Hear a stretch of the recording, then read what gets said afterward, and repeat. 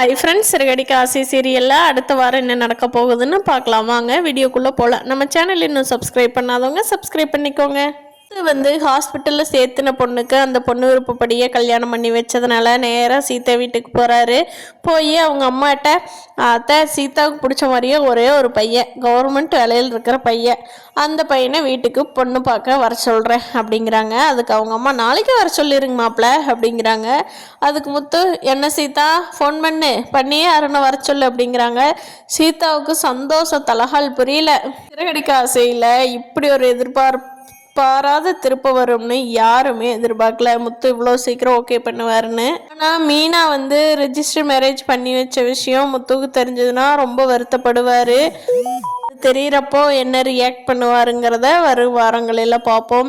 ரோஹிணி யாருக்கிட்டவுமே பணம் கேட்டு கிடைக்காதனால ஸ்ருதியோட அம்மா அப்பாட்ட கேட்குறாங்க. அவங்களும் பக்காவாக ஸ்ருதி பிளான் பண்ணி நம்ம வீட்டுக்கு கூட்டிகிட்டு வந்துடலாம், அதுக்கு இவ தான் கரெக்டு அப்படிங்கிறதுனால பணம் கொடுக்குறாங்க. கண்டிப்பாக ஸ்ருதி ரோஹிணிக்கு இந்த விஷயத்தினால சண்டைக்கு போகத்தான் போகிறாங்க. அது எப்படி போய் நீங்கள் எங்கள் அம்மா அப்பாட்ட கேட்கலாம்? ரவியே கேட்க மாட்டேங்கிறான், கேட்கறதுக்கு தயக்கப்படுற இடத்துல நீங்கள் எப்படி ரோஹிணி போய் கேட்பீங்க? உங்களுக்கு அசிங்கமாக இல்லையா அப்படின்னு சொல்லி மற்றவங்களாவது யோசிப்பாங்க கேட்கறக்கு. ஆனால் ஸ்ருதி கேட்கறக்கு எந்த யோசனையும் பண்ணாமல் ரோஹிணிகிட்ட எல்லாத்துக்கு முன்னாடி கேட்க போகிறாங்க. அதுக்கு ரோஹிணி என்ன சொல்ல போகிறாங்கன்னு பார்ப்போம். ரோஹிணி இப்படியே தப்பு மேலே தப்பு பண்ணி ஃபுல்லாக அவங்க செய்கிறதே எல்லாமே தப்பாக தான் முடிவு போகுது. அவங்க வீட்டில் அவங்க மறைச்ச பிரச்சனையே ஏகப்பட்டது இருக்குது.